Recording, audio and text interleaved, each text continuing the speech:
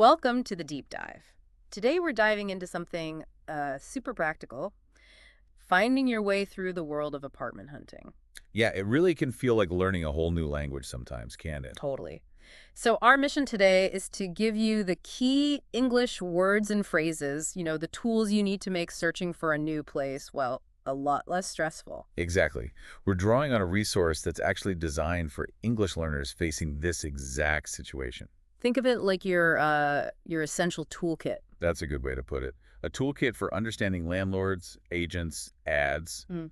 and just talking about what you need with confidence. We'll break down the core stuff and see how it works in like a real conversation. Okay, let's get right to it then. First things first, the place itself. In American English, the common word is apartment. Right. You might say something like, I'm looking for a one-bedroom apartment downtown. Simple enough. It's basically the same as a flat if you're more used to British English. Getting that down early is key.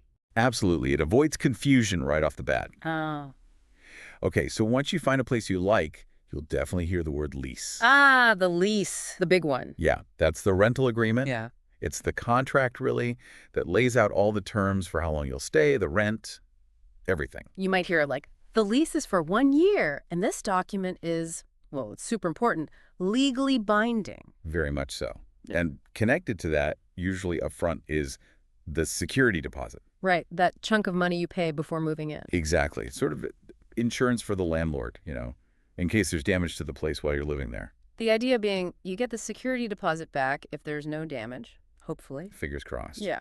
Another really big one for budgeting is utilities. Oh, yeah, definitely need to know about those. These are the essential services, think. Electricity, water, maybe gas, internet sometimes. And the crucial question here is always, are utilities included in the rent? Always ask. Yeah. Because if they're not included, that's an extra cost you need to factor in every single month. It can make a big difference. Huge difference. Okay, one more essential term for now, furnished. Right. If an apartment is furnished, or sometimes fully furnished, it means it comes with the basic furniture. Like a bed, sofa, table, that sort of thing. Yeah, exactly. So an ad might say the apartment is fully furnished, which can be, a massive help if you don't have your own stuff or you're moving light. Definitely a plus in some situations. Okay, so we have apartment, lease, security deposit, utilities, furnished. Good foundation.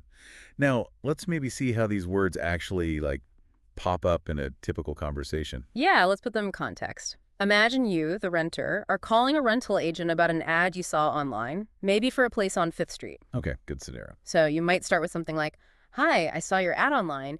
Is the apartment on Fifth Street still available?" That phrase, still available, is really useful, isn't it? Yeah, it gets straight to the point, acknowledges things move fast. Exactly. And the agent might reply, yes, it is. It's a one-bedroom, fully furnished, and available right away. Okay, so hitting those key points, fully furnished, we know what that means now, and available right away. Good info. Uh-huh. It tells you it's ready to move into soon.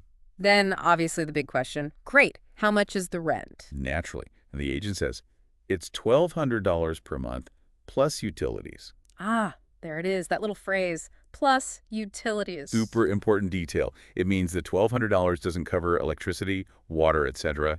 You pay those separately. Got it. Always listen for that. So next logical question from the renter, is there a security deposit? Standard question. And the agent confirms, yes, it's 1 month's rent. We also require a 12-month lease. Okay, so now you know the deposit amount linked to the rent and the lease term, 1 year. Right. All key pieces of the puzzle. And finally, if you're interested, you'd say something like, okay, I'd like to schedule a viewing. Yep. A nice, polite way to ask to go see the place in person. So you see how that quick chat uses all those terms we just talked about?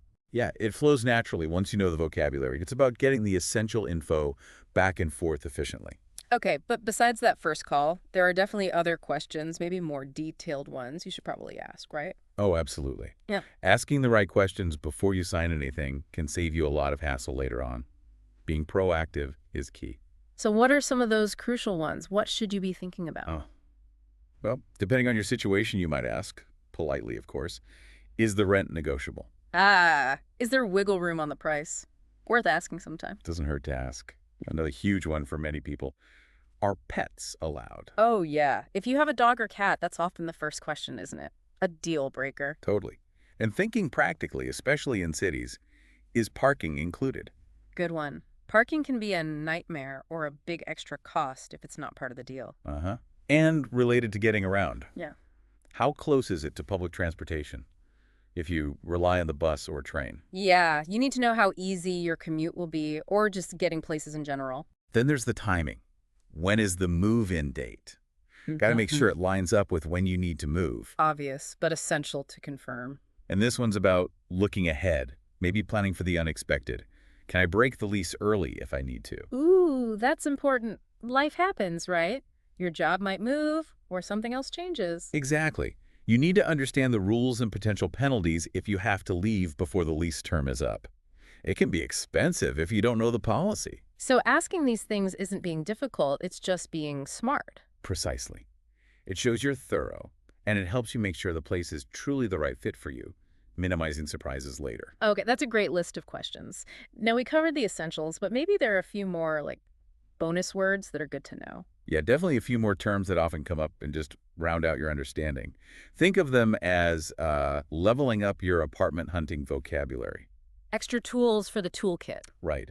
For instance, you'll often see listings for a studio apartment. Okay, what's a studio? It's basically one main room that serves as your bedroom, living area, and kitchen all combined. Mm-hmm. Sometimes the kitchen is slightly separate, but generally it's an open plan. Gotcha. Smaller, usually more affordable. Typically, yes. Then you have the key players, the landlord. That's the owner of the property, right? The Yeah. person or company you rent from. Correct. And the person renting from the landlord is the tenant. So you, the renter, are the tenant. Landlord and tenant, fundamental rules. Absolutely. And thinking beyond the apartment walls, there's the neighborhood. The area around the building, important factor. Very important. You know, what are the shops like? Are there parks? What's the general vibe or atmosphere? That all matters. Definitely. You're not just renting the unit, you're renting the location too. True. Something else you might encounter is an application fee. Yes, sometimes you have to pay just to apply. Sometimes, yeah. It's usually a fee to cover the cost of processing your application, like running credit or background checks. Good to know if it applies. Okay. And one last bonus term. How about laundry on site? Always a welcome sight. Means there are washing machines and dryers in the building. Exactly. Somewhere accessible for tenants to use rather than having to go to a laundromat. Big convenience factor. For sure. Okay, great. That's a really helpful set of extra terms. Yeah, knowing those just gives you a bit more confidence reading ads and talking to people. All right, so let's quickly recap this deep dive. We started with those core words: apartment, lease, security deposit, utilities, and furnished. Essential stuff. Uh-huh. Then we looked at how they work in a real chat with an agent, noticing phrases like still available and the polite, I'd like to schedule a viewing. And we stressed the importance of plus utilities. Don't forget that one. Never forget that one. Then we moved on to those really crucial questions about rent negotiation, pets, parking, public transport, move-in dates, and breaking the lease early. Questions that really help you dig deeper and avoid problems. Exactly. And finally, we added those bonus terms: studio apartment, landlord, tenant, the neighborhood, application fee, and laundry on site. So quite a comprehensive toolkit we've built up. I think so. And really, stepping back, learning this language, it's not just about words, is it? It's about feeling empowered during what can be a pretty big, sometimes stressful life event. Finding a home. Yeah, absolutely. It gives you more control over the process. Makes you a more informed tenant. So as we wrap up, here's something for you to think about as you consider your next potential move. We've talked a lot about the physical apartment, the lease terms, the costs, but what about the less tangible things? Interesting angle. Like what? Well, maybe the feel of the neighborhood, that sense of community, or perhaps how clear and fair the communication feels with the landlord or agent. Which of these aspects, beyond just the features list, do you think will actually be most critical for your long-term happiness in a place? That's a great point. It's not just the four walls. Maybe digging into local tenant rights in your area, or even practicing how you might negotiate certain lease clauses. Perhaps that's a valuable next step for someone really wanting to be prepared. Something to definitely mull over.